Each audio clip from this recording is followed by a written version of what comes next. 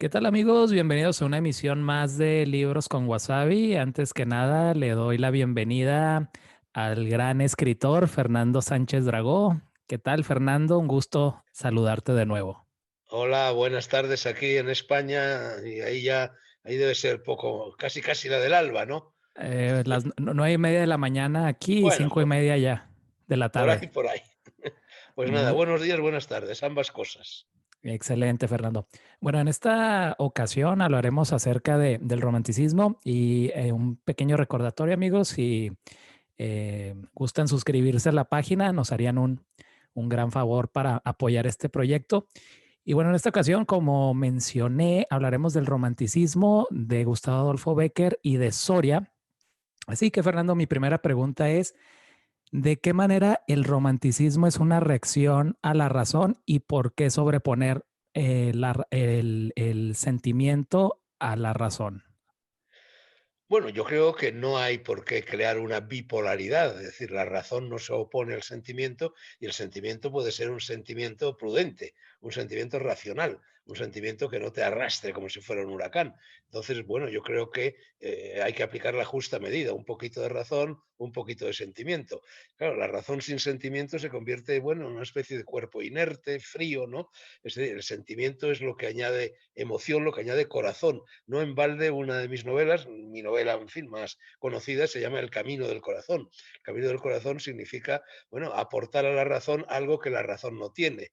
Al fin y al cabo, una de las frases clásicas que genera el movimiento romántico es esa frase atribuida a Pascal, pero que Pascal no es de Pascal, es de Vauvernague, de un filósofo francés de segunda fila, cuando dijo aquello de el corazón tiene razones que la razón no conoce. Entonces, es verdad, todos los seres humanos nos estamos moviendo entre ambas cosas, ¿no? En definitiva, la racionalidad y también la sentimentalidad es dos de los factores que nos separan de los animales, aunque lo de la sentimentalidad no esté tan claro, tampoco la racionalidad, ¿no? Porque hay animales verdaderamente que tienen comportamientos muy racionales, incluso más racionales que los seres humanos, sin ir más lejos, mis amados gatos. Yo no sé si sabes, Luis, que los gatos, un animal muy romántico, por cierto, seguramente el animal más romántico que hay. Las vidas de los escritores, sobre todo los escritores con un toque de romanticismo, están llenas de gatos. Bueno, pues el gato, según los zoólogos, no soy yo quien lo dice, es después del ser humano el animal que tiene un cerebro más desarrollado, más incluso que el de los perros o el de los monos, que parece como si estuvieran más cercanos a nosotros, ¿no?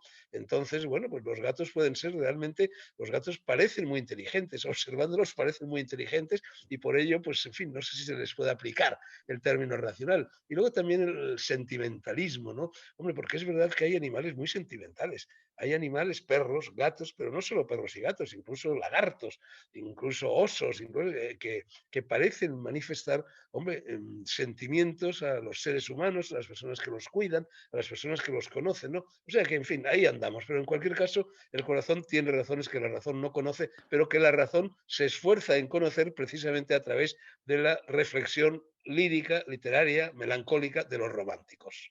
Me hace muy interesante, perdón, se me hace muy interesante lo Fíjate, que es lo que decía Garcilaso, un poeta que no es un poeta romántico, es un poeta clásico, es un claro. humanista, es un renacentista, el más renacentista de todos los poetas españoles, pero era también un romántico. Y claro, el romanticismo no la actitud romántica no llega con el romanticismo. Bueno, se le adhiere en ese momento, siglo XIX, esa etiqueta, ¿no? Pero realmente románticos los ha habido siempre, ¿no? Entonces, Garcilaso, el verso clásico de Garcilaso es cuando habla del dolorido sentir. Claro. No me podrán quitar el dolorido sentir. Bueno, eso es el romanticismo, dolorido sentir en definitiva, ¿no? Se me hace muy interesante lo que mencionas de los gatos, Fernando. Entonces, tu novela, la que le dedicas a tu gato Soseki, sería quizás tu novela más romántica, por así decirlo. Bueno, El camino del corazón también es muy romántica, ¿eh? Claro. Y bueno, y luego otro tipo de romanticismo, porque claro, el romanticismo se manifiesta, hay un romanticismo intimista, que va a ser precisamente el romanticismo de Becker, del que hablaremos, ¿no? Ujú. Que es un romanticismo que se inspira más bien pues, en Misset, en Lamartine, en Keats, y luego hay un romanticismo, en fin, más extrovertido, un romanticismo furioso, rabioso, ¿no? Que es el de Lord Byron, por ejemplo, y que en España va a estar representado no por Becker, que va a ser más intimista, como digo, sino por Espronceda o Claro, incluso por el propio Larra, ¿no? con la Entonces, famosa canción del es pirata. una alcachofa con muchas, o una cebolla con muchas hojas, ¿no? Entonces, lo que me preguntabas acerca de mi novela Soseki, hombre, mi novela Soseki efectivamente es una novela muy romántica, porque en definitiva gira alrededor de una muerte, ¿no? Que es la Claro, muerte de ese gato extraordinario que yo tuve. Y claro, la reflexión sobre la muerte está presente en toda la literatura de los poetas, de los escritores románticos, ¿no? El propio Becker, las leyendas de Becker, algunas de las rimas de Becker, ¿no? O sea que sí, desde ese punto de vista, Soseki, desde luego, es una novela abiertamente romántica. cantando alegre en la popa hacia un lado, al otro Europa y allá sur frente Estambul, decía Efectivamente, Espronceda, ¿verdad? la canción del pirata, ¿no? La La canción canción del del pirata es, vamos, que es un poema yo creo que te representa, ¿no?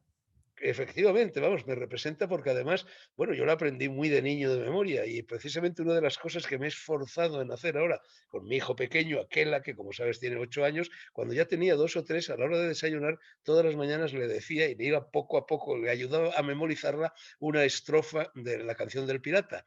Y Claro. cuando tenía 3 o 4 años, casi, hombre, no se la sabía entera, pero vamos, sabía bastantes estrofas. Y era muy bonito ese momento del desayuno en el cual yo le empezaba a decir, y ve el capitán pirata le daba medio verso y él lo termina. Y ve el capitán y él decía, pirata, sentado alegre en la popa, Asia, allá no, Asia a un lado. Y Sí, él sí. decía, al lado, al otro, Europa. Y entonces ya yo le decía, y allá a su frente, y él decía, Estambul. Entonces le prometí a tan corta edad que le iba a llevar un día a Estambul para que lo conociera, porque siempre me preguntaba, ¿qué es Estambul? ¿Qué es Estambul? Y efectivamente hace 2 años lo llevé a Estambul y estuvimos allí 10 días, en fin, recorriendo la ciudad de arriba abajo. Nunca mejor dicho lo de arriba abajo, porque es una ciudad empinadísima. Por ahí tienes una bandera de piratas, ¿no? Por ahí he visto en tu Twitter. Bueno, incluso no sé si has visto que en Twitter he colgado el otro día Sí, una foto nocturna, una foto sí, muy sí, sí. romántica, muy soriana, muy beckeriana, en la cual asoman las tres banderas piratas está llena. Esta casa parece un cuarto de banderas, como en los cuarteles, porque por una parte está, gracias a que tú me lo enviaste, en fin, la bandera de Trump y la Sí, bandera del sur, ¿no?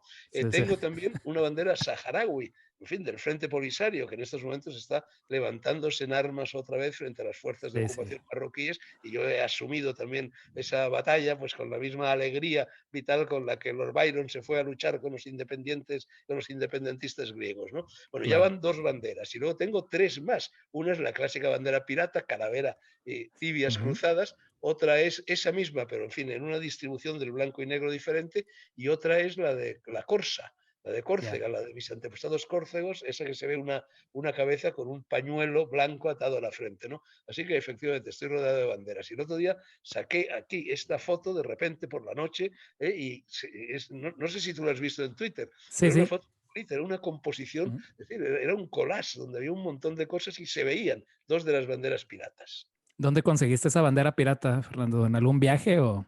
No, no, no, que vamos, no sé, yo la verdad es que no lo recuerdo, pero bueno, supongo que las venden por aquí. Te vas al Rastro, que por cierto hoy en Madrid ha vuelto a abrirse el Rastro, ese Ah, legendario sí, sí. mercado que está en el centro de Madrid, vamos, en fin, al lado de Lavapiés, al lado de Embajadores, por ahí, y hoy ha vuelto a abrir sus puertas. Pero claro, da un poco de angustia, porque claro, yo precisamente acabo de colgar hace media hora un tuit diciendo que no sé si felicitar a los madrileños porque se ha abierto el Rastro o acompañarlos en el sentimiento, porque claro, se ha Claro. abierto, en fin, con un aforo muy limitado, controlando el número de visitantes y además con una línea trazada en el suelo, con lo cual no puedes acercarte a los tenderetes. Claro, en un rastrillo, en un mercadillo, en un rastro, es esencial poder arrodillarte, empezar a buscar ahí entre los objetos perdidos, mezclados que hay, y si no puedes hacer eso, pues no es un rastrillo, no es un mercadillo, pero en fin, así va el mundo, Oye, Luis, ya nada es como era, o sea que cerca del rastro vive tu amigo de izquierdas, Joaquín Sabina, ¿no?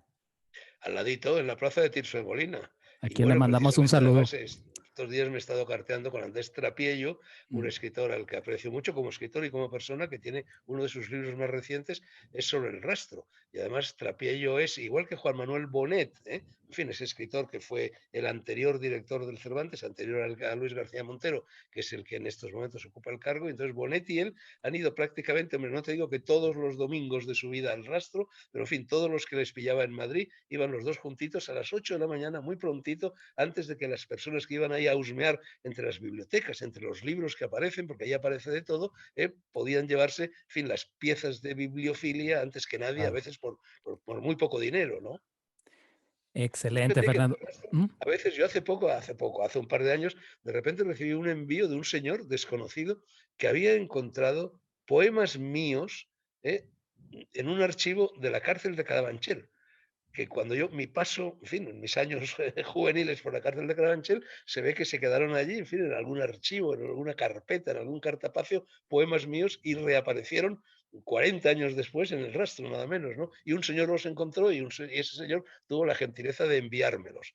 Porque una de las cosas curiosas que hay, Luis, en mi historial literario, bueno, nos estamos yendo del tema, es que en la cárcel de Carabanchel, te estoy hablando del año 1956 y 1958, estando yo en ambas ocasiones en ella, estaba en primavera y entonces llegó en fin, el día de la primavera, ¿no? Y sí. se nos ocurrió convocar unos juegos florales.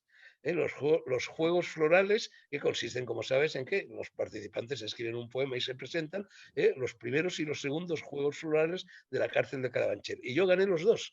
No era muy difícil, porque al fin y al cabo éramos fundamentalmente los presos políticos, también algún común, los que interveníamos, en fin, en este certamen. Y bueno, claro, yo allí era, bueno, en la tierra de los ciegos el tuerto es rey. Yo era uno, en fin, yo era un escritor, un alevín de escritor, un escritor en la edad, pero ya escritor, por lo cual gané los dos primeros premios. Uno de ellos, por cierto, recuerdo, andan por ahí, a ver si los publico un día. Uno de ellos empezaba diciendo, era una carta de amor, naturalmente, como las rimas de Becker, dirigida a la novia que se había quedado fuera al otro lado de los barrotes, y empezaba diciendo, era muy romántico también, empezaba diciendo, lo que quiero escribir es un grito y no un poema. Y ya luego seguía. Pero la segunda vez que gané los Juegos Florales de Carabanchel, ese es el mejor poema que yo he escrito nunca y a ti te va a interesar porque glosa una frase de Cervantes en El Quijote, una frase que le dice Marcela en esa especie de incrustación de novela pastoril que hay en El Quijote. Bueno, hay varias, cuando la pastora Marcela se dirige a su amado y le dice, fuego soy apartado y espada puesta lejos. Es un verso maravilloso y que además define perfectamente cómo me sentía yo en la cárcel de Carabanchel respecto a esa novia que se había quedado fuera de ella. Yo le decía, fuego soy apartado y espada puesta lejos. Y ya luego, en silvas, mezcla de versos de 7 y de 11 sílabas, arrancaba todo el poema, que era largo, ¿eh? Fernando, y bueno, volviendo al tema del romanticismo como movimiento literario, ¿crees tú que el romanticismo es una reacción a la Revolución Francesa, es decir, a la Ilustración y Hombre, específicamente a todas las muertes que trajo la Revolución Francesa gracias a las ideas de la Ilustración? bueno, gracias a, no, más bien por culpa de, pero bueno, hombre, es que, vamos a ver, la Revolución Francesa, en fin, como todo el mundo sabe, se produce en 1789 y el movimiento romántico prácticamente se identifica pues con el siglo XIX. Es decir, Así que el es. movimiento romántico empieza 15, 20 años después de la Revolución Francesa. Es decir, que la Revolución Francesa es muy reciente y la Revolución Francesa ha provocado una serie de convulsiones, de círculos concéntricos, bueno, desde luego en toda Europa, y bueno, también en el continente americano. Y si me apuras, a más largo andar, pues también en Asia. Entonces, claro, toda la geopolítica, toda la sociedad, todo el sistema de valores del mundo entero se ha visto alterado por este sismo, ¿no? Por este enorme terremoto que fue la Revolución Francesa. Entonces, quiero decir que la reacción a la Revolución Francesa es muy distinta según los países. En España se va a mezclar con el problema de la guerra de independencia en Claro. 1808, en Ujú. Inglaterra, que desde el principio asume las posturas de los lealistas a la monarquía va a ser distinto, es decir, se va a recibir de manera muy distinta. Entonces, bueno, yo creo que es demasiado esquemático decir que el romanticismo fue una reacción contra los excesos de la Revolución Francesa. En algunas partes lo fue, pero en cambio en otras partes, al contrario, asumió los valores o sin valores que la Revolución Francesa había traído consigo. Hace un momento yo te citaba, sin ir más lejos, el caso de Lord Byron. Bueno, Lord Byron Claro. se va a luchar a Grecia, muere allí, no muere heroicamente, muere de sarampión, como por cierto Espronceda, una de las grandes figuras del romanticismo español, también va a morir de otra enfermedad vírica, que es el garrotillo, la claro. difteria, ¿no? Bueno, pero en fin, quiero decir, Lord Byron se vaya a luchar por ideales que son en definitiva muy parecidos a los de la Revolución Francesa. O sea que todo eso está muy mezclado, ¿no? Y bueno, Becker muere joven también, ¿no, Fernando? De, no me acuerdo, tuberculosis o Bueno, algo así, ¿no? No, los tres grandes nombres, no poetas, porque solo dos de ellos son poetas del romanticismo español, que yo creo que sin duda son Espronceda, ya mencionado, Bécquer, por supuesto, y Mariano José de Larra, que fundamentalmente era periodista, aunque escribiera también claro. otras piezas literarias. Los Sí, tres sí. mueren jóvenes. Los, los tres mueren más o menos en torno a ese quicio que Dante había plantado en el comienzo de la Divina Comedia cuando dijo en el mezzo del camino di nostra vita, en medio del camino de la vida, ¿no? Y todos mueren, en fin, en esa década que va aproximadamente entre los 30 y pocos años y los 40 y pocos, los tres. Uno de ellos Fernando, por suicidio, otro por tuberculosis, la más romántica de todas las enfermedades, sobre todo en aquella época, y el otro, como te digo, por el garrotillo, por la difteria. Bueno, es una muerte un poco, en fin, un poco cochambrosa, digamos, lo que le vamos a hacer. Fernando, ¿la razón produce monstruos? Bueno, esta es, en fin, la frase que populariza Goya en muchas de sus pinturas negras. Bueno, es que monstruos, cualquier cosa puede producir monstruos. O sea, si pasamos cualquier hecho de la vida cotidiana, el más sencillo, el más elemental, el más humilde o el más barroco, lo pasamos por el filtro onírico, por el filtro de los sueños, en definitiva, se puede convertir en pesadilla, ¿no? ¿Eh? ¿Qué es un monstruo? Un monstruo, efectivamente, puede ser una propuesta de la razón que se ha recargado excesivamente, que se ha exagerado, a la cual se le han añadido muchas cosas y ha tenido un crecimiento, una excrecencia morfológicamente abominable. Entonces sí, claro que el sueño de la razón produce monstruos. Es decir, sin ir más lejos, bueno, pues todo lo que ha sido el comunismo, la revolución soviética, la revolución maoísta, o el nazismo o el fascismo, han sido sueños monstruos producidos por el sueño de la razón. De ahí que la razón tenga que estar siempre, en fin, un poco sojuzgada por el sentimiento, porque Claro. el sentimiento puede ser también muy destructivo, pero en principio se supone que los sentimientos son la parte más noble de los seres humanos, ¿no? Te voy a hacer una pregunta kantiana, Fernando.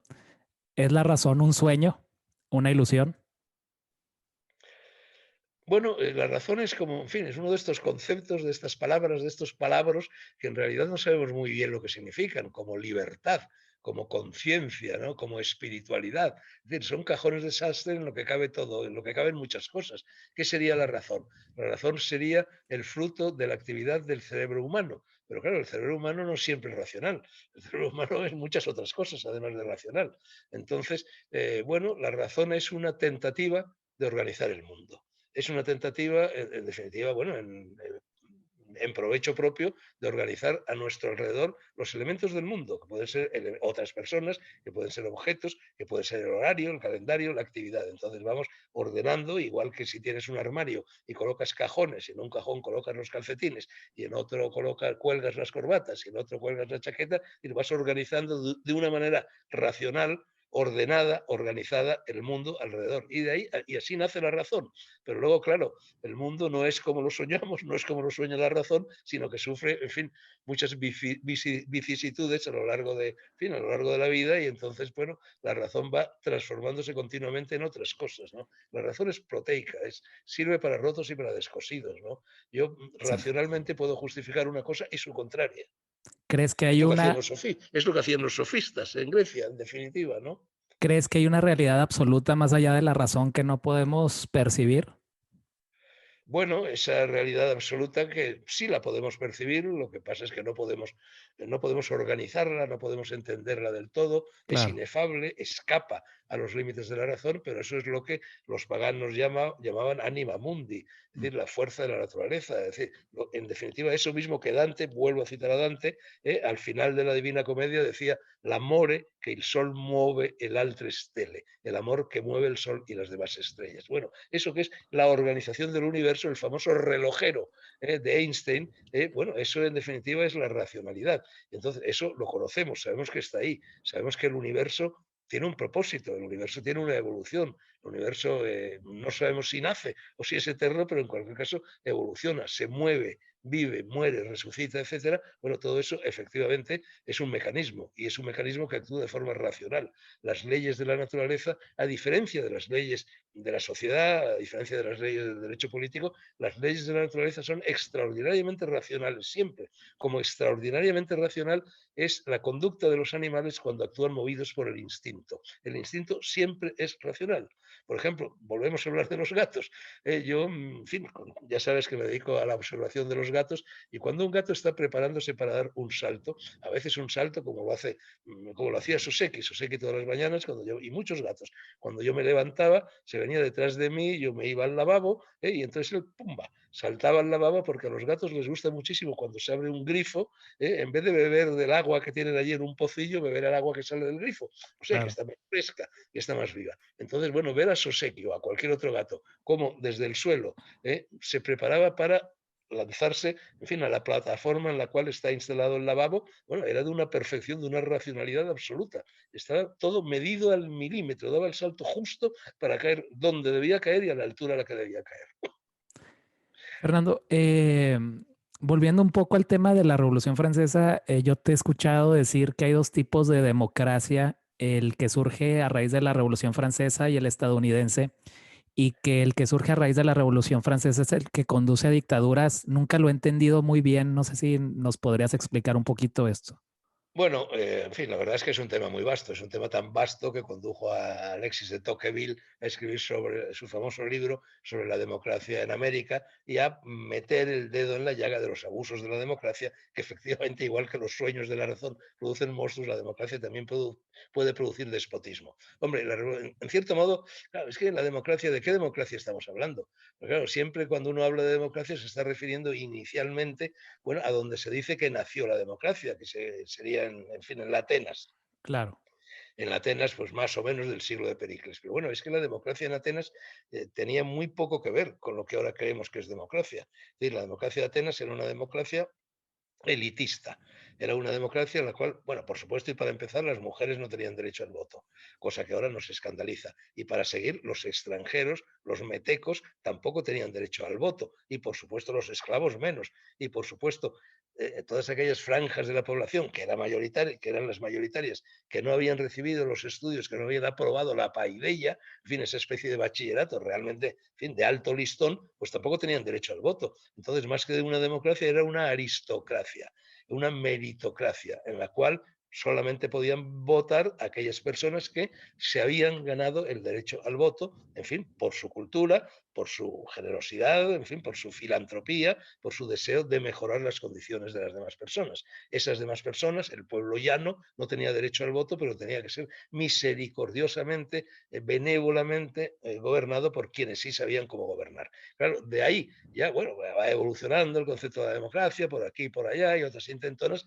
y fundamentalmente cuando nace lo que ahora llamamos democracia, generalmente en el mundo entero nace con la Revolución Francesa, pero claro, nace cortando cabezas. En fin, claro. ya que hablamos de literatura, recordemos cómo empieza esa novela magnífica de Alejo Carpentier, en fin, que habla del momento en que llega a Cuba la revolución a la isla. ¿Y cómo llega? En esa me parece que es casi el primer capítulo de la obra de Carpentier, la leí hace muchos años, no la recuerdo bien, pero creo que llega la guillotina instalada en un barco que viene de Francia. Así llega la democracia al Caribe, ¿no? Entonces, claro, eso, es decir, ahí es donde la democracia se convierte en oclocracia. Oclocracia no es el gobierno de los mejores, no es el gobierno de los aristoi, sino que es el gobierno de la chusma, del populacho, de lo que siempre se ha dado en llamar chusma o populacho. Eso es la oclocracia, que sería, en cierto modo, lo que está sucediendo en estos momentos en el mundo entero, a consecuencia de algo que, a mi modo de ver, es un dislate, pero que es el sufragio universal. Los derechos, no, es decir, no nacemos con derechos, como siempre se nos dice. Curiosamente, es en la Revolución Francesa cuando se va a acuñar ese concepto de los derechos humanos. No, nacer no da ningún derecho.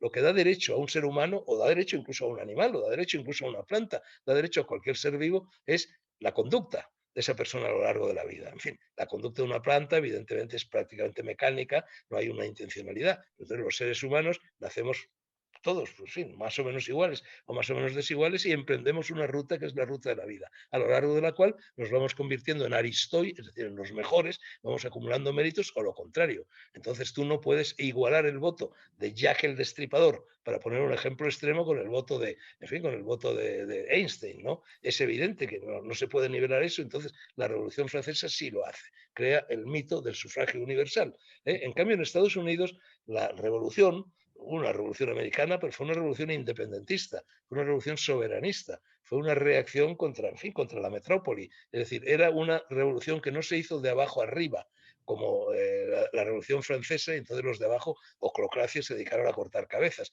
que se hizo de arriba abajo. Y los famosos padres de la patria estadounidense, en Washington y todos los demás, eran próceres, eran intelectuales, eran filósofos, eran generales, eran economistas, eran políticos, era una élite. Entonces es completamente distinto hacer una revolución de abajo arriba que de arriba abajo. Y yo creo que eso, en fin, en Estados Unidos nunca ha habido un golpe de Estado.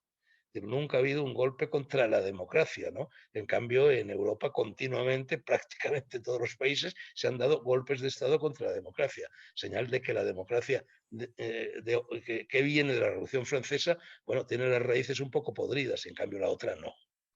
Claro. Fernando, bueno, volviendo al tema del romanticismo, ¿consideras a Mariano José de Larra, que ya lo mencionamos, un puente entre la ilustración y el romanticismo? Es decir, por estos artículos que eran de alguna manera ilustrados, pero llenos de sentimiento bastante amargo, agrio, por cierto. Bueno, es que una cosa es la Ilustración y otra cosa es la Revolución Francesa. Es verdad que la Revolución Francesa nace de las ideas de la Ilustración, pero la Sí, Ilustración, que fundamentalmente es el movimiento enciclopedista, muy parecido al que había surgido en Italia cuando llega en el 480, cuando llega el Renacimiento, ese movimiento está lleno de valores. Todo es positivo en él, es decir, todos son ilustrados. Cualquier persona que empuñe la pluma, ya solo por hacerlo, ya es un ilustrado. Por supuesto que Mariano José de Larra era un ilustrado, incluso desde muchos puntos de vista un afrancesado, porque en aquel momento las ideas de la Ilustración eran ideas que habían nacido en Francia, en torno a claro. Voltaire, en torno a Rousseau, en torno a D'Alembert, en torno a Diderot, etcétera, etcétera. Entonces todos los románticos van a tener un pie puesto en la Ilustración y otro pie puesto, en cambio, en fin, ese puente al que tú te refieres. Entonces, Mariano José Larra, es decir, tú fíjate que de los tres nombres que te he citado del romanticismo español, Bécquer, Espronceda y Larra, hombre, los tres eran en cierto modo lo que ahora llamaríamos progres. Es decir, los tres estaban del lado, en fin, en esa pugna que había entre las ideas liberales y las ideas llamadas reaccionarias conservadoras, los tres se inclinan siempre del lado de la protesta. Hay un elemento también de fermento juvenil en el romance, en los poetas, en los escritores románticos, ¿no? Entonces, de igual manera que suele decirse que los corazones a los 20 años son revolucionarios y en cambio a los 40 se vuelven conservadores, pues la mayor parte de los escritores románticos tenían las dos cosas, la Ilustración y la contraria. Bueno, la ilustración trajo bastante cosas buenas a España, ¿no? Sobre todo en la época de Carlos III, es decir, avances. Bueno, efectivamente, en la época de Carlos III fue una época, claro, cuando los Austrias, en fin, son defenestrados, o mejor dicho, muere Carlos II el hechizado sin sucesión, entonces llegan los Borbones. Claro, Claro, entonces, no ya Carlos III, ya antes entran tumultuosamente en España precisamente las ideas de la racionalidad francesa, no ya claro, revolucionaria, sino francesa. Francia es el país de la sagesse, del sentido común. Francia es el país de Descartes, del cartesianismo, de la organización racional, y todo esto tiene una repercusión inmediata sobre el arte y sobre la literatura. Entonces claro. surge eso que se ha dado a llamar neoclasicismo. Entonces el Así es. romanticismo reacciona de una forma muy virulenta, en fin, muy acuciante, reacciona contra el neoclasicismo, es decir, reacciona contra ese arte, contra ese pensamiento, contra esa literatura que se somete a reglas y que fundamentalmente procede nada menos que de la antigüedad grecolatina, ¿no? Entonces, es un modelo acartonado y contra eso reacciona el romanticismo. Claro, Entonces, desde ese punto de vista, por supuesto que lo que viene de Francia tiene muchísima influencia, tanto por lo que llega, que es el neoclasicismo, como por la reacción contraria suscitada por los excesos de ese neoclasicismo. Bueno, Francia, la verdad es que la cultura europea va a estar dominada por Francia durante siglos. Es decir, en la época, es decir, en Guerra y Paz de Tolstoy, partes de la novela están escritas en francés. Y los rusos del siglo XIX, las clases cultas se hablaban en francés, como en Argentina. en la casa de Victoria Ocampo, de las hermanas Ocampo, etcétera, la lengua que se utilizaba, la lengua chic, la lengua fina, la lengua elegante, la lengua de la cultura, era el francés, no era el castellano. Fernando, ¿y qué crees que escribiría Larra si viviera en estos tiempos viendo todo lo que está ocurriendo ahora en España con Bueno, pues todo yo, esto de este gobierno y el coronavirus? Y sería no, bastante crítico, ¿no? yo creo que escribiría cosas parecidísimas a las que se están escribiendo o a las que se deberían escribir, porque hay, en fin, hay una España. Mira, en España, toda la España posterior a la llegada de los franceses, al desembarco de los Borbones, se divide en una especie de guerra civil permanente, que en este caso no es una guerra civil cruenta, aunque conduce precisamente también a guerras civiles cruentas, que es lo que se da en llamar la querella de los castizos y los ilustrados. Entonces hay estas dos Españas famosas, de Antonio Machado, un poeta que también vino a Soria, ¿no? Entonces, los castizos eran los que defendían un poco la idea, los usos y costumbres, la idea de una España eterna, de una España distinta a todas, de esa misma España que fascinaba a Hemingway y a José Antonio Primo de Rivera, por poner dos ejemplos extremos y muy separados entre sí. Entonces, esa España la representaban los castizos. Por ejemplo, la pugna que existe en torno a la tauromaquia. La pugna en torno a la tauromaquia no es más que una reedición de la vieja querella entre los castizos y los ilustrados. Los castizos estaban representados, por ejemplo, por la egregia figura de don Marcelino Méndez y Pelayo, y en cambio los ilustrados estarían representados pues, por todo lo que representó el clausismo, la institución libre de enseñanza, etcétera, etcétera, etcétera. Entonces, en ese columpio de la historia entre castizos e ilustrados se sitúa toda la historia de España. Y las guerras civiles, fíjate, en el siglo XIX hay 3 guerras civiles. Que son las guerras carlistas. Los Claro. carlistas representan la tradición, de hecho invocan la santa tradición, son los castizos. En cambio, los isabelinos, los liberales, etcétera, son los ilustrados. Bueno, eso va a seguir, va a seguir, va a seguir, va a desembocar desgraciadamente, en la Guerra Civil Española del 36 al 39, y ahora, una vez más, estamos viendo cómo están surgiendo otra vez la querella de los castizos y los ilustrados. Una vez más también en torno a los toros, por ejemplo, pero por supuesto que no solo en torno a los toros. La España de Vox es la España castiza y, en cambio, bueno, pues la España del actual gobierno es la España de lo que se dio en llamar ilustrada, aunque en estos momentos ya ilustrada no lo es, pero quiero decir que es una especie de maldición histórica que nos persigue y que por consiguiente está siempre presente en la literatura de estos escritores de los cuales estamos hablando. Fernando, otro puente entre la Lo dice ilustración y el... Antonio Machado, una de las dos Españas ha del arte del corazón. Españolito que vienes al mundo, te guarde Dios, una de las dos Españas ha del arte del corazón, ¿no? Tú fíjate Claro. en fin, las querellas intelectuales, afortunadamente en este caso, que se produjeron a lo largo de todo el siglo XIX entre Marcelino Méndez y Pelayo, don Manuel de la Revilla, etcétera, etcétera, vamos, fue una guerra cultural extraordinariamente intensa, ¿sabes? Fernando, otro puente entre la ilustración y el romanticismo me parece que es Goya. Me gustaría preguntarte qué opinión tienes de Goya y bueno, voy a citar algo que decía Aute, que era que Velázquez era la pintura eterna, Goya la moderna y Picasso la eternamente moderna. Bueno, desde luego Velázquez es el no va más de la pintura, es decir, no cabe, en fin, es el pintor por antonomasia, es la perfección, es la pintura eterna. Goya es un pintor extraordinario, lo que pasa es que es un pintor revolucionario, revolucionario en todo, revolucionario incluso en sus temas, porque tú fíjate, te hablaba hace un momento de la querella de los castizos y los ilustrados. Goya es a la vez prototipo en fin, de los castizos, cuando se dedica a pintar, en fin, las manolas de las fiestas de Madrid, o la ermita de la Florida, o los toros, está siendo un castizo, y sin embargo al mismo tiempo, en fin, representa pues todo, en fin, rasga, rompe todo, rompe con toda la tradición pictórica, inventa una manera de pintar, mezcla los colores, rompe el dibujo, es decir, es la gran revolución de la historia de la pintura la representa Goya. Es curioso, en España siempre ha habido grandes pintores, ¿no? Es como una Claro. especie de talento nacional, así como nunca ha habido grandes filósofos, hombre, ha habido algún filósofo, en fin, no podemos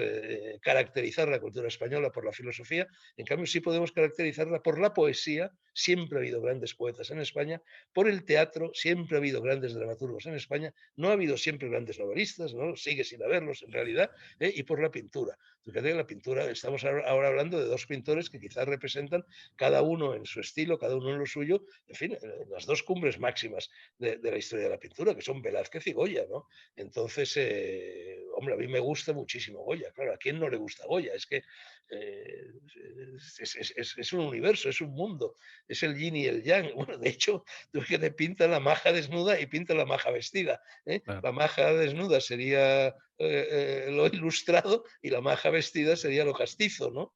Lo tradicional. Es decir, Goya es una figura muy, muy, muy representativa. ¿Y tienes alguna alguna algún gusto particular por una etapa de Goya? Es decir, las pinturas negras, ¿o te gusta más su periodo más Hombre, ilustrado? mira, Luis, yo tiendo a lo luminoso. Yo Claro, tiendo, entonces, es decir, en líneas generales. Es decir, yo, a mí el lado oscuro, el llamado lado oscuro, que ahora, en fin, es tan de moda está, de los seres humanos, pues me inquieta. Yo no tengo lado oscuro. Incluso en mi libro, Esos días azules, decía cuento de que, digo, bueno, a mí como escritor, si tengo que atender a esa idea que circula por todas partes de que el escritor tiene que ser, en fin, tiene que reflejar el mal, tiene que reflejar, en fin, un mundo lóbrego, habitado por espíritus malignos, de contradicciones, de sentimientos encontrados, etcétera. Yo carezco de eso. Yo no claro. tengo lado oscuro, ¿no? Hombre, puedo tener, como todo el mundo, momentos de tristeza, momentos de melancolía, momentos de desánimo, de abatimiento, pero no tengo lado oscuro, ¿no? Entonces, claro, la pintura negra de Goya, hombre, la pintura revela el lado oscuro de los seres humanos. Es una. Es decir, ya sabemos que los seres humanos son portadores del bien y son portadores del mal. Entonces, en la pintura negra de Goya se hace hincapié en el mal. Entonces, a mí me gusta más, yo siempre he dicho que que la mejor literatura no se hace con malos sentimientos, como suele decir tanta gente, sino que se hace con buenos sentimientos. Oye, si te vas a Homero, si te vas a Virgilio, si te vas a Goethe, por hablar de, en fin, de la apoteosis del movimiento romántico, todos estos son autores que fundamentalmente escriben con buenos sentimientos, no con malos sentimientos. Luego llegarán las vanguardias, y llegará Baudelaire, y llegará, en fin, todo este culto tal, que está bien también, que aporta, que existe, pero yo prefiero lo otro, prefiero lo luminoso. Fernando, bueno, mencionabas que el siglo XIX en España hubo tres guerras civiles, los carlistas, los isabelistas, el Isabelinos, se dice. isabelinos, perdón. Pues fíjate que cuando yo iba al cole, Sí. todavía en el recreo, jugábamos a ser carlistas e isabelinos. Estoy hablando de los años 40, que es cuando yo iba al cole. Entonces, pues eso, y nos batíamos ahí, en fin, con espadas de palo y estas cosas, pero éramos carlistas e isabelinos. Hasta tal punto, estaba vivo todavía, era un colegio del centro de Madrid, esa pugna, una vez más, entre castizos e ilustrados, que había sí que venía de 100 años atrás, ¿no? El romanticismo vendría a ser un escape a ese tumultuoso siglo, es decir, a estas guerras, alguna especie de escape intelectual.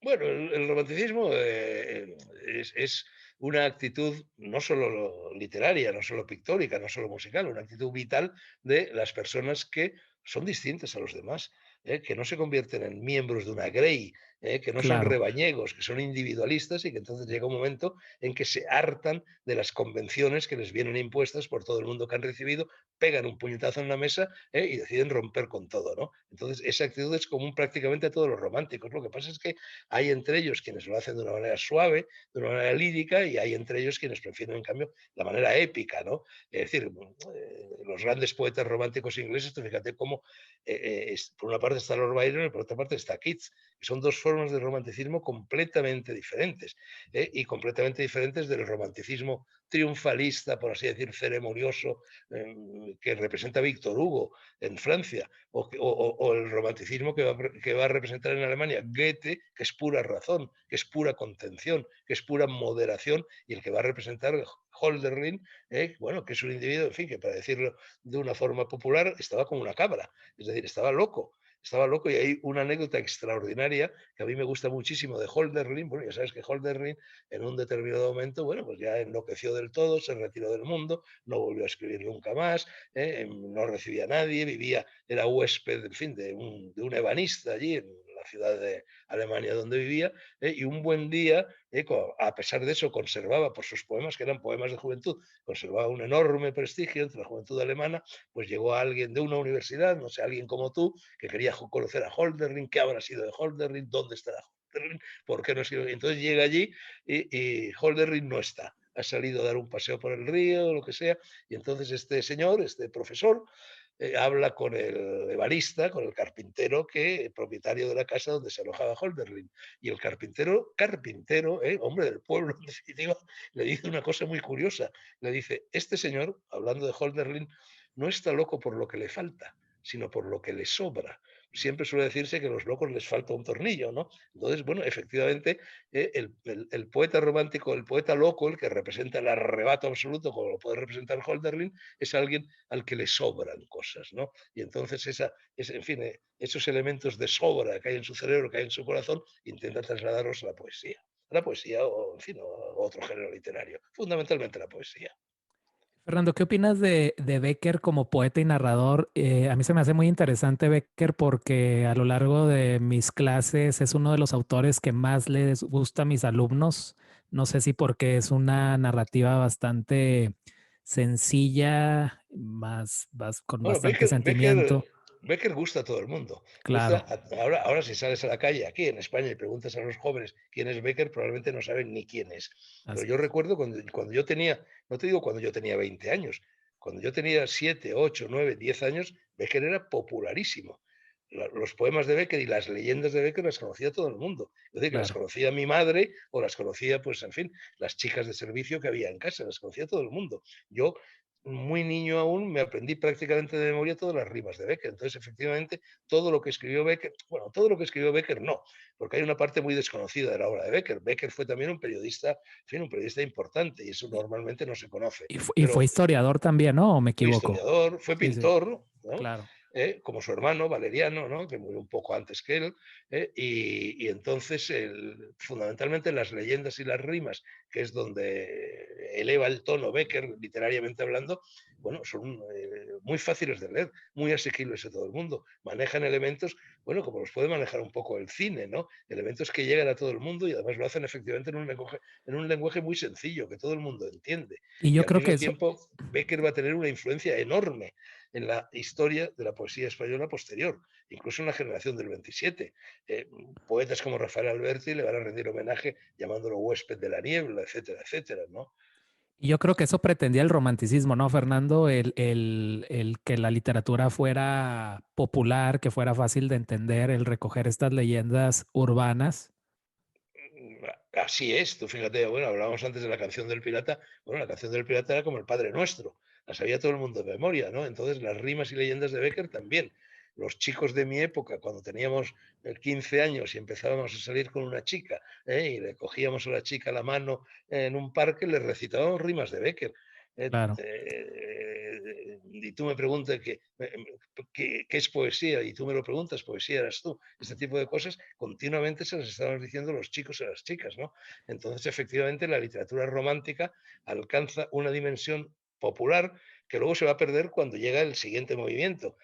Bueno, llega el modernismo y ya luego va a llegar Mm, la vanguardia. Cuando llega la claro. vanguardia, la literatura deja de ser popular, se convierte en una literatura difícil de entender, se separa del pueblo, se separa de la masa, se separa del lector medio, ¿no? En cambio, el romanticismo no, el romanticismo conserva efectivamente ese gancho popular que van a tener las novelas de Tolstoy, sin ir más lejos, o por supuesto las novelas realistas francesas que ya no son del periodo romántico, que son de un periodo posterior, pero que todavía consiguen conectar con el pueblo. Estoy hablando de Flaubert, estoy hablando de Stendhal y de tantos Eh, otros.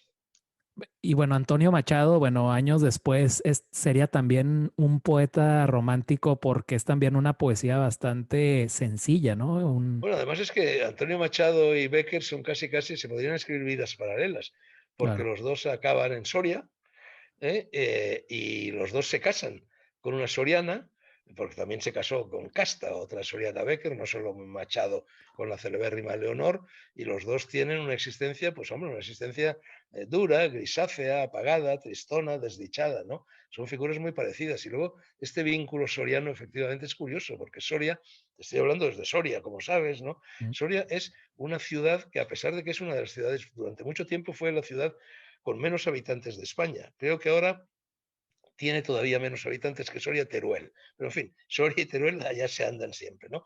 Cuando yo llegué a Soria, cosa que fue a los 8 años de edad, en Soria había, si no recuerdo mal, 9.000 habitantes.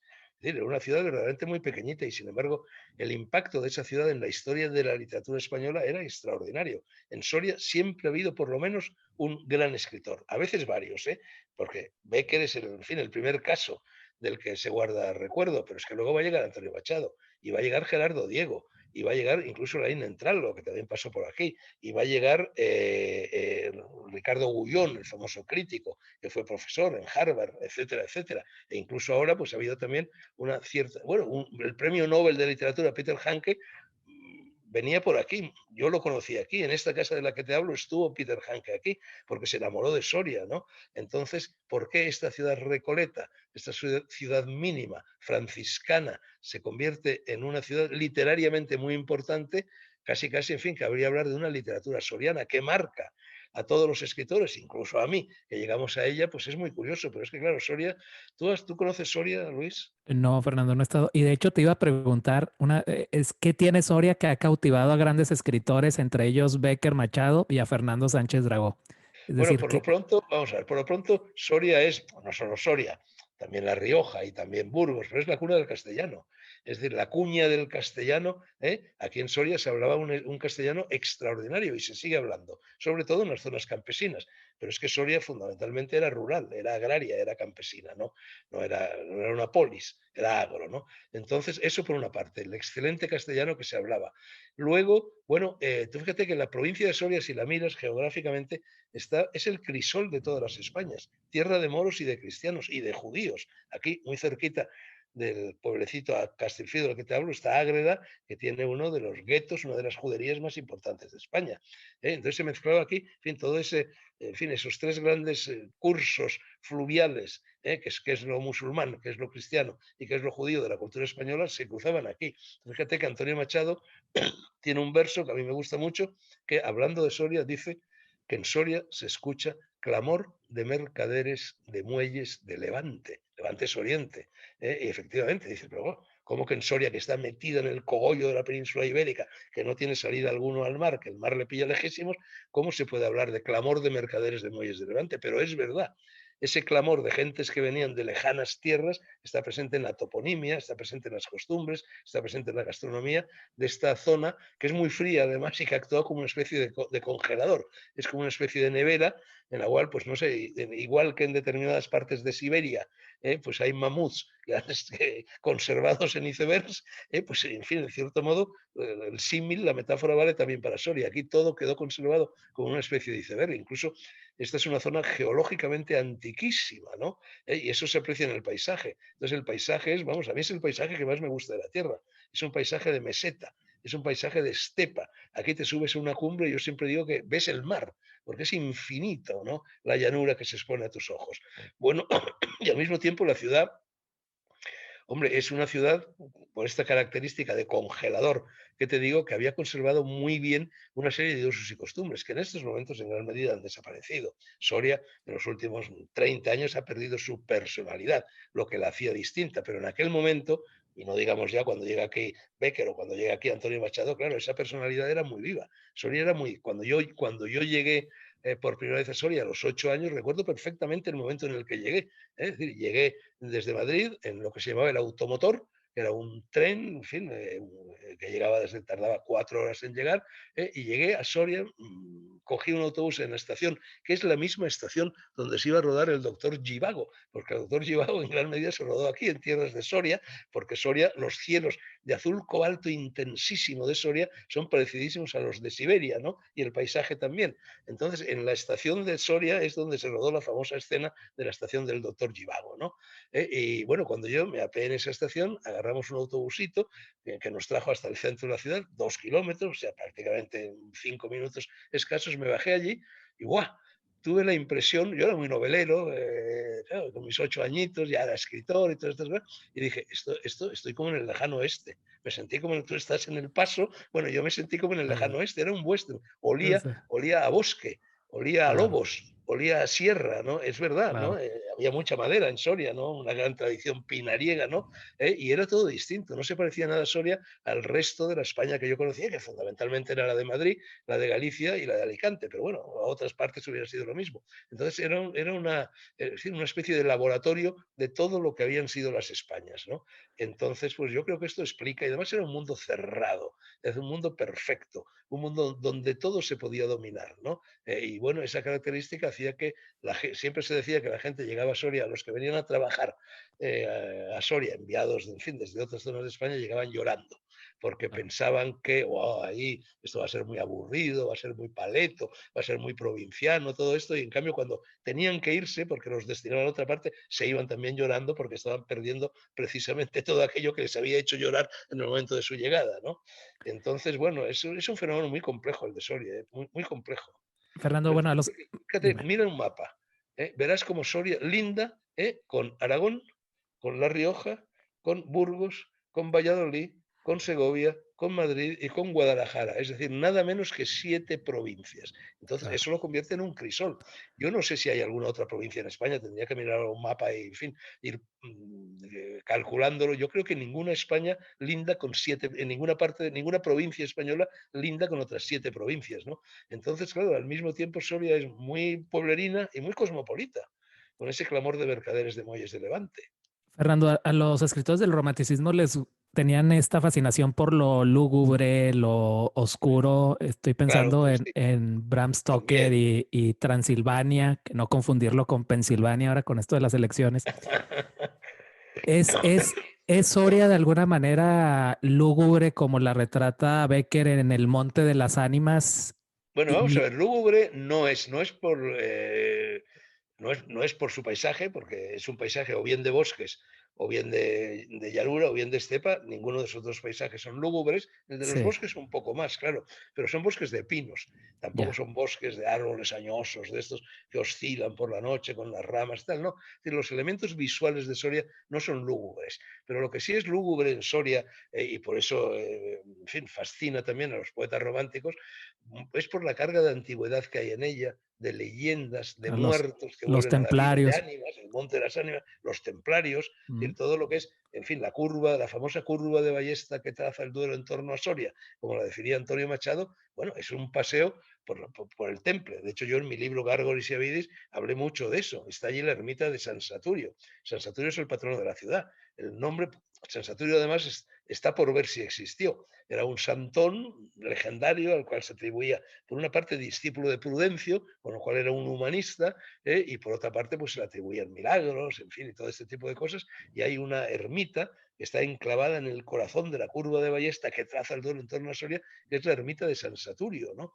Y bueno, y hay un libro extraordinario, ya que hablamos de literatura soriana, de Juan Antonio Gaya Nuño. Juan Antonio Gaya Nuño fue un gran crítico de arte, historiador del arte, y era soriano, y escribió un libro que se llama El Santero de San Saturio, que es un libro donde recoge el modo de vivir de los sorianos en su época. Estamos hablando de los años 20, de los años 30, de los años 40, y es un libro que está publicado por la Austral, que ha tenido ya infinidad de ediciones y que es un libro verdaderamente de una enorme categoría literaria. Y hay una anécdota curiosa en torno a este libro. Cuando salió este libro yo tenía, pues qué te voy a decir, yo unos 12 años aproximadamente, debió salir más o menos en 1950, no estoy seguro de la fecha. Y entonces en él, en uno de los capítulos, evocaba cómo en una parte de lo que hoy sería ya centro de Soria, que en aquel momento era, en fin, estaba un poco fuera de la ciudad, estaba lo que se llamaba el ferial. Se llamaba el ferial porque era allí donde se instalaba la feria de ganado cuando llegaba el momento de instalarla, ¿no? Y entonces allí estaban en aquella época los burdeles, estaban las casas de putas. No había ciudad en España o en otras partes del mundo que no tuviera sus burdeles, y entonces allí nos cuenta con mucha gracia, con mucho salero, con mucha delicadeza, Juan Antonio Gaya Nuño nos cuenta cómo los señores pudientes de las clases bien, los señores burgueses de Soria, sin que lo supieran sus mujeres, se iban de tapadillo allí, en fin, a eso de las 6 7 de la tarde, a tomar, no por fuerza, en fin, a hacer uso de los favores carnales de las mozas que allí trabajaban, sino a tomar chocolate con bizcochos de soletilla, ¿no? Y entonces, bueno, evoca todo eso y, en fin, y habla de ese mundo, en fin, de las putas, de las daifas, de las cortesanas, de las etairas, y de repente está hablando de ellas en un párrafo, y ¡pumba! donde ha recurrido a la palabra daifa, a la palabra cortesana, a la palabra etaira, es decir, a palabras cultas, salta punto a la línea y dice, bueno, en castellano siempre las hemos llamado, bueno, ni daifas ni cortesanas, en castellano siempre las hemos llamado así, dos puntos, las putas. Bueno, esa frase no te puedes ni imaginar en aquel momento, año 50, 51, la tempestad que generó en Soria. Se lo tomaron a fatal, se lo tomó fatal el obispo del Burgo de Osma, que es la mayor autoridad eclesiástica de la provincia, y bueno, y desencadenó una especie de cruzada contra Juan Antonio Gaya Nuño, que prácticamente no pudo volver a la ciudad durante no sé cuánto tiempo. Yo recuerdo, niño yo aún, cómo hubo una manifestación, todo el centro de la ciudad, el Collado, que es el paseo de la ciudad, donde yo vivía además, negro de gente, con los altavoces, homilías lanzadas contra el libro El Santero de San Saturio del pobre Gaya Nuño. Fernando, ¿existe el Monte de las Ánimas o es invención de Becker? Hombre, vaya sí existe, claro, Ya. existe, es decir, en esa curva de ballesta que traza el duelo en torno a Soria está por una parte el Cerro de Santana, frente Mm. al cual está, bueno, la dacha, como yo la llamo, que es una enorme huerta que tiene mi familia, que tenía mi familia aquí, justo enfrente, al otro lado del río. Al pie están los claustros mudéjares de San Juan del Duero, que son uno de los misterios de la arquitectura española porque en ellos hay toda una serie de símbolos que nadie ha conseguido descifrar nunca su porqué y que tienen un encanto extraordinario y que era un enclave templario. Sigues y llegas a San Polo. San Polo era otro enclave templario que está efectivamente en el Monte de las Ánimas. El Monte de las Ánimas es una leyenda viva. Todos los años en Soria, cuando llegaba la fiesta de Todos los Santos, el 1 de noviembre, se organizaban unas jornadas de las ánimas, en fin, con una serie de actos por aquí, por allá, de visitas a determinados lugares de la ciudad, procesiones, etcétera. Y luego ya llega esta ermita de San Saturio de la que te acabo de hablar hace un momento. Entonces, eso ahí está, prácticamente es una especie de resumen de lo que es la historia del temple en España. Y claro, el temple en España, bueno, tú fíjate que hubo un momento cuando Alfonso I el Batallador, que es bueno, el gran rey de lo que era el reino de Aragón, cuando muere sin descendencia y deja herederos de su reino, que era media España. Era todo lo que hoy llamamos Aragón, lo que hoy llamamos Cataluña, lo que hoy llamamos Valencia, etcétera, deja herederos a los templarios. Verdad es que la nobleza no acata ese testamento y luego pasa todo lo que pasa. Pero con eso quiero decirte que hay toda una ruta del temple en España que es, en fin, es una columna vertebral de la historia de España. Sin ir más lejos, el Camino de Santiago. El Camino de Santiago está todo él alfombrado por enclaves templarios y los griales, es decir, de todo esto he hablado yo mucho en Gárgoles y Avidis, una historia mágica de España, porque tengo que tener la leyenda del grial, el Montsalvat, que va a ser el que la va a lanzar en definitiva al mundo, Wagner, en fin, con su ópera, el Montsalvat estaba en España, decía el propio Wagner. En España hay un grial catalán que está en San Pedro de Roda, hay un grial valenciano que está en la Catedral de Valencia, pero que procede del que legendariamente se había encontrado en Almería, hay un grial aragonés en San Juan de la Peña, otro enclave del Camino de Santiago, hay un grial gallego en el Cebreiro, hay en la provincia de Burgos un pueblo que se llama Criales, plantado al lado de San Pantaleón de Losa, que es otro elemento de la iconografía templaria, etcétera, etcétera, etcétera. Entonces, claro, la historia del temple en ningún otro lugar de España se escenifica, en fin, con tanta elegancia, con tanta presión, con tanta fuerza como en la provincia de Soria, concretamente en el Duero. Claro. Fernando, ya para terminar, me gustaría que, bueno, ya nos contaste un poquito cómo llegaste a Soria, pero me interesa mucho tu casa ahí en Castilfrío.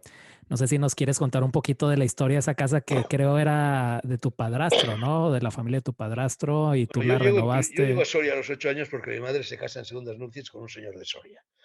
Con un Ya. señor de Soria, cuya familia además era propietaria de la única librería que todavía existe en el centro de la ciudad, librería Las Heras, y del único periódico que había en Soria en aquella época, que se llamaba El Avisador Numantino. Tú habrás Ya. visto que en La Retaguardia, en fin, Sí, ese semanario online en el que tú mismo has colaborado como corresponsal de La Retaguardia en Estados Unidos, el seudónimo que yo escogía para mis editoriales era El Avisador Numantino, que era así el es. periódico propiedad de la familia de mi padrastro. Yo llego a los 8 años y a partir de ahí, bueno, vuelvo todos los veranos.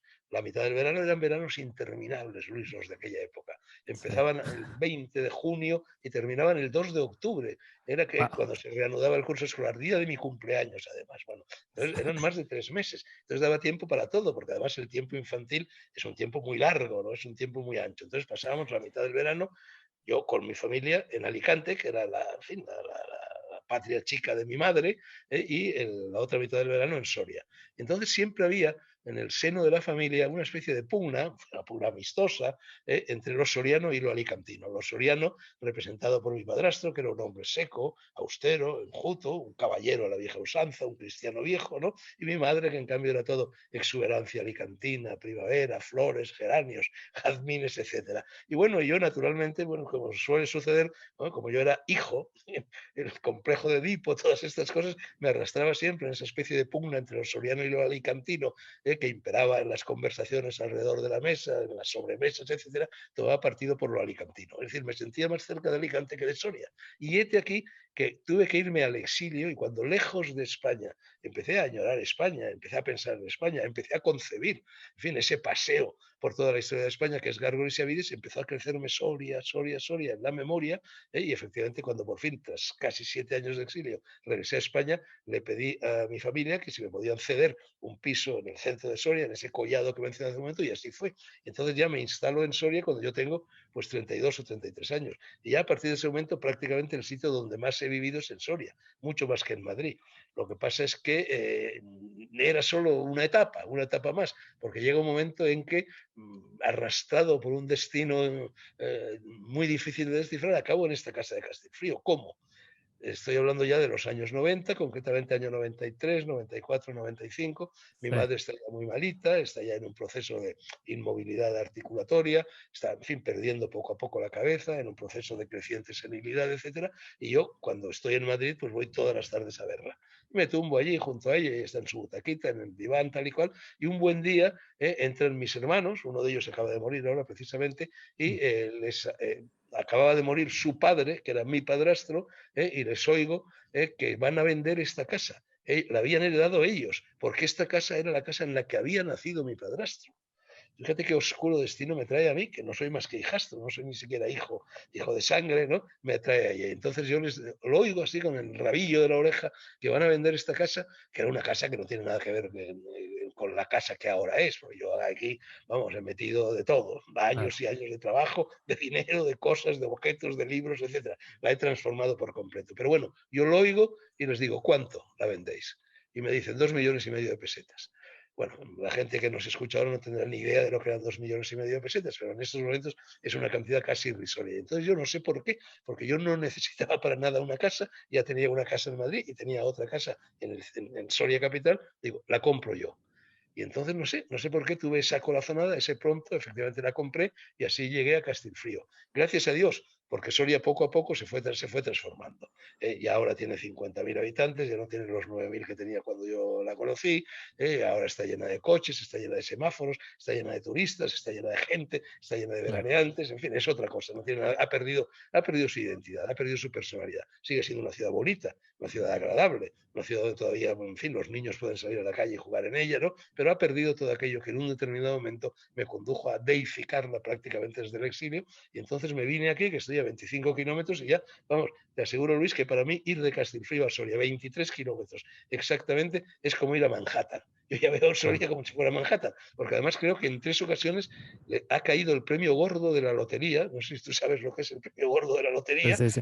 enormidad de dinero en España, es un mito, una leyenda, y ha caído en Soria. Claro, 3 veces el premio gordo en una ciudad de tan pocos habitantes como lo era Soria, ha transformado económicamente la provincia.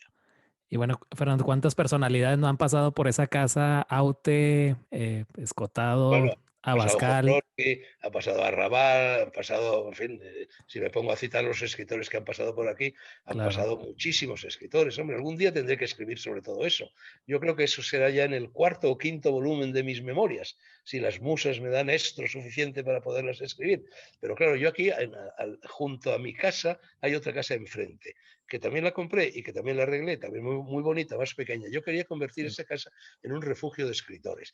Yo Oh, quería convencer al Ayuntamiento de Soria o a la Diputación de Soria o al propio Ayuntamiento de Castilfrío, porque tiene ayuntamiento, a pesar de que censados aquí no hay más que 22 personas, me parece, y no todas ellas viven aquí. Y entonces yo dije, bueno, voy a invitar todos los años a un par de escritores, o tres, que se instalen en esa casita que yo tengo enfrente. Entonces, durante 10 o 12 días, el ayuntamiento, las autoridades, quien sea, los invitan a que recorran la provincia, los invitan a que coman lo que aquí se come, a que visiten los monasterios, los templos, los paisajes, los ríos, etcétera, etcétera, con un único compromiso a cambio, en fin, en fin, de esta generosidad que tenemos con ellos, y es que publiquen, escriban algo. Puede ser un poema, puede ser un ensayo, puede ser un relato, puede ser, en fin, una leyenda beckeriana, puede ser lo que sea, y entonces yo voy publicando año tras año los cuadernos de Castilfrío con todas estas colaboraciones. Estas colaboraciones tendrían un pie forzado. Aquí, cerquita, yo salgo ahora de casa, doblo la esquina, camino 20 metros y me encuentro con una casa preciosa, muy bien arreglada, que era la casa donde vivió el obispo Solano. En España era tradicional los obispos trabucaires, los obispos que eran hombres de letras y que al mismo tiempo eran hombres aguerridos, eran hombres de arcabuz en mano, hombres de espada, ¿no? Eran condottiero. Y aquí hubo este celebérrimo obispo Solano, y en esa casa, que es la del obispo Solano, hay una placa misteriosa, escrita en latín y en castellano, que dice: y las llamas, en fin, la traducción al castellano, y las llamas furiosas me injuriaron y mis hijos, generosos y nobles, me vengaron. ¿Qué hay detrás de esa inscripción? Entonces yo iba a colocar como condición sine qua non a todos esos escritores que iban a escribir algo sobre esta región, las tierras altas de Soria, ese pie forzado. A partir de y las llamas furiosas me injuriaron y mis hijos generosos y nobles me vengaron, a partir de ahí tenéis que inventaros algo, lo que sea, hacer un comentario, un poema, un cuento, lo que sea. Y esa idea, pero yo es que siempre tengo ideas, pero luego no las llevo a cabo. Porque para llevarlas a cabo hay que ir a hablar con el alcalde, hay que ir a hablar con la diputación, hay que pedir dinero a las autoridades, hay que, en fin, hay que echar papeleo, y yo para eso no sirvo, y entonces las ideas ahí las lanzo y ahí se quedan. Pero en fin, lanzada queda una vez más. Si Bueno, Fernando, y encuentras ahí un mecenas en Estados Unidos dispuesto a financiar los cuadernos de Castilfrío, adelante con él. muy bien. Fernando, bueno, 4 cajas, muy baratito, ¿eh? ya para terminar, Fernando, no sé si te gustaría recitar de memoria alguno de tus versos favoritos de Becker. Bueno, vamos a ver, mira, yo por si acaso, más que de memoria, porque lo mismo la memoria ya me falla, porque claro, yo las rimas de Becker efectivamente las supe todas de memoria, pero las supe todas de memoria eso cuando yo tenía 15, 16, 17, 18 años. Entonces he escogido dos, si me lo Perfecto. permites. Yo no Claro, sé si, en claro, fin, en YouTube esto de leer poemas, en fin, funciona o no, pero es que la poesía tiene que leerse en voz alta. La claro. poesía se recita, la poesía se memoriza, a diferencia de la prosa, ¿no? Entonces yo he escogido entre las rimas de Becker, que eran 76, porque es una obra breve, ¿no? He escogido dos. Una es, bueno, un clásico, es del salón en el ángulo oscuro, que dice, del salón, tú fíjate que además en esta habitación no lo ves, pero ahí, del salón, de este salón en un ángulo oscuro, ahí tengo un arpa. Tengo un arpa paraguaya. Sabes que en Paraguay el arpa es como la guitarra de Andalucía, vamos, todo el mundo toca el arpa en Paraguay, es un arpa un poco elemental, en fin, no es un arpa de orquesta sinfónica de Filadelfia, pero me traje un arpa desde Paraguay, que fue un apoteósico, porque tuve que montar una especie de ataúd, meterla en el avión, vamos, y ahí está el arpa, silenciosa y cubierta de polvo, exactamente igual que el arpa de Becker, entre otras cosas porque yo, como puedes imaginar, pues no sé tocar el arpa, así que ese arpa no la ha tocado nunca nadie, ahí sigue. Bueno, la rima de Becker dice: del salón en el ángulo oscuro, de su dueño tal vez olvidada, silenciosa y cubierta de polvo, veíase el arpa. Cuánta nota dormía en sus cuerdas, como el pájaro duerme en las ramas, esperando la mano de nieve que sabe arrancarlas. Ay, pensé, cuántas veces el genio así duerme en el fondo del alma y una voz como Lázaro espera que le diga: levántate y anda. Fíjate que hablábamos antes de la influencia que tuvo en la generación del 27 Becker, el último, yo creo que fue el último librito de poemas escrito por Bergamín, muy poco antes de morir, cuando Bergamín estaba ya, bueno, pues esperando la muerte, ¿no? Entonces el título de ese libro, que es bien bonito, es Esperando la mano de nieve, que es precisamente una metáfora que utiliza Becker en esta rima. Y la otra rima, bueno, la otra rima, al fin y al cabo, en fin, en la vida emocional de todos o de casi todos los seres humanos, hay un momento muy emocionante que es el primer beso. La primera vez que un hombre y una mujer, o bueno, ahora, en fin, un hombre y una mujer, en fin, en cualquier caso, dos seres humanos se dan el primer beso, ¿no? Ese es un momento que queda grabado siempre, queda troquelado en la memoria del corazón de las personas. Entonces hay esta rima de Becker que recoge ese momento, lo recoge con una elegancia, con una, en fin, de una manera tan suave, tan dosificada, que a mí me gusta muchísimo esta rima, que es muy humilde, que es muy sencillita. Es la rima 29ª, y dice, el primer verso, y así se llama esa rima, es sobre la falda tenía. Entonces te estás imaginando la escena. Sobre la falda tenía el libro abierto. En mi mejilla tocaban sus rizos negros. No veíamos las letras, ninguno, creo, mas guardábamos entrambos hondo silencio. ¿Cuánto duró? Ni aún entonces pude saberlo. Solo sé que no se oía más que el aliento que apresurado escapaba del labio seco. Solo sé que nos volvimos los dos a un tiempo y nuestros ojos se hallaron y sonó un beso. Y luego añade, creación de Dante era el libro, era su infierno. Cuando él bajamos los ojos, yo dije, trémulo, ¿comprendes ya que un poema cabe en un verso? Y ella respondió, encendida, ya no comprendo. Es extraordinario. ¿Eh? Excelente, Fernando. Bueno, mi favorita es la de ¿qué es poesía? Y tú me lo preguntas, poesía eres tú. No, ¿qué es poesía? Y tú me lo preguntas mientras clavas en mi pupila tu pupila azul. ¿Qué es Tienes razón. poesía? Y tú me lo preguntas, poesía eres tú. Así es. Sí, Excelente, efectivamente. Fernando. Pues muchísimas gracias. Como Nada, siempre, es un placer conversar contigo. Y bueno, amigos, suscríbanse. Y hasta la próxima, Fernando. Gracias. ya sabes que lo colgaré rápidamente en la cuenta de Twitter. Excelente, Fernando. Muchísimas Un gracias y un abrazo, abrazo. Luis, y a todo el mundo. Gracias, Fernando. Abrazo.